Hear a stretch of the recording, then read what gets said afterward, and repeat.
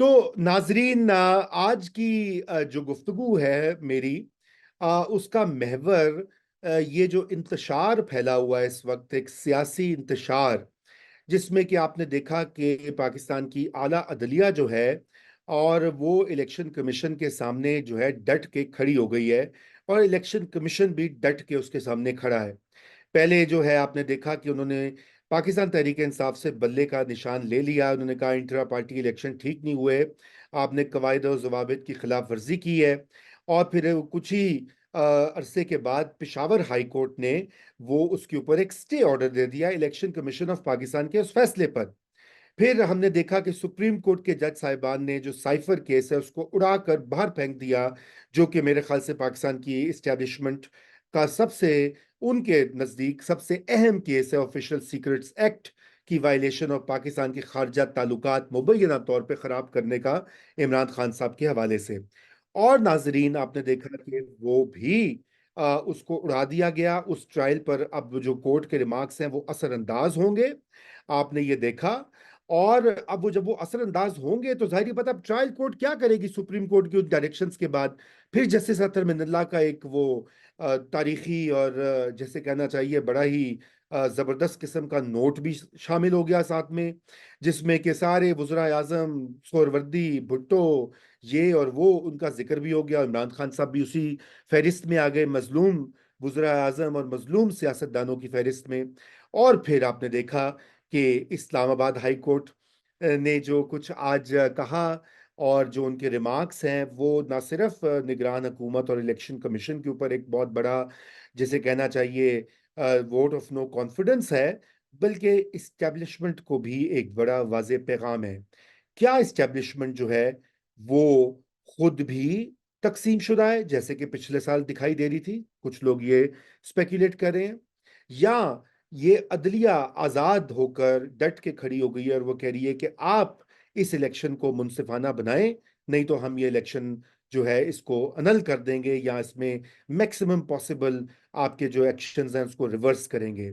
या तीसरी बात ये कि शायद ये प्लानिंग इसलिए हो रही है कि 8 फरवरी को कहीं गैर मतवक्का नतीजा ना आ जाए 1970 की तरह, कि जहां पे पीटीआई अक्सरियत नशिस्तें लेकर इस पोजीशन में आ जाए कि वह हुकूमत साजी कर सके।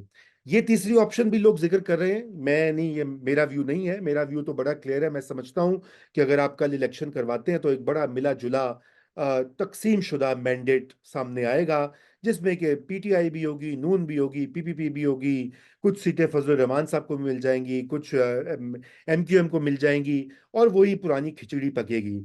लेकिन यहाँ पर इस वक्त डायरेक्शन जो है वो बड़ी गैर वाज़ेह है। और ज्यादा इंपॉर्टेंट चीज ये है कि आप मीडिया का भी रोल देखिए, कि जिस तरह से शाह महमूद कुरैशी साहब, अगरचे कि उनके साथ जो पुलिस ने किया वो गलत किया, और किसी को वो लोग कहते हैं जी 2 बार वजीर खारजा रहे, उनके साथ भी करना चाहिए। मेरा ये व्यू नहीं है। मैं ये समझता हूं कि वजीर खारजा हो या आम आदमी हो, हारी हो, किसान हो, मजदूर हो, पुलिस को धक्के नहीं मारने चाहिए। ये तो अजीब बात होगी कि आप पीर हैं या वजीर रहे हैं तो आपको कोई हाथ ना लगाए, और आम आदमी की आप फेंटा लगाएं। ये भी एक बड़ी गलत तौजीह पेश की जाती है।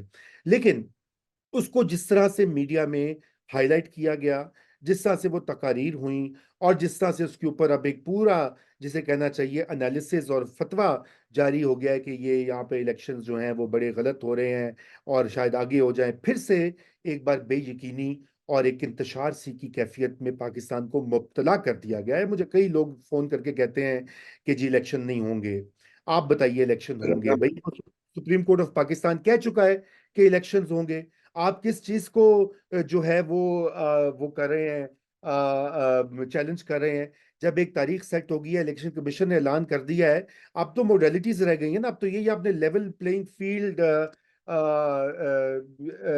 बनानी है। तो अब मसला यहाँ पर यह है कि जो ये जो इंतशार है, इसको कौन खत्म करेगा? ये खत्म करना जो काम है, अगरचे कि on the paper, according to law, ये इलेक्शन कमीशन ऑफ पाकिस्तान का काम है। इलेक्शन कमीशन ऑफ पाकिस्तान को प्रोएक्टिव होकर सामने आना पड़ेगा। और इलेक्शन कमीशन पाकिस्तान एक रियासती इदारा है, तो यकीनन दीगर रियासत के जो इदारे हैं उनको भी इसी सफ में खड़ा होना पड़ेगा और उनको ये एक तय करना पड़ेगा कि वो 8 फरवरी की यकीनी बनाए, नंबर एक इलेक्शन। नंबर दो, वो ये जो मुतजाद किस्म की सिग्नल्स, मुतजाद किस्म के पैगामात, मुतजाद किस्म के फैसले और रिमार्क्स ये देना बंद करें। ये बहुत खिलवाड़ हो गया पाकिस्तान के साथ।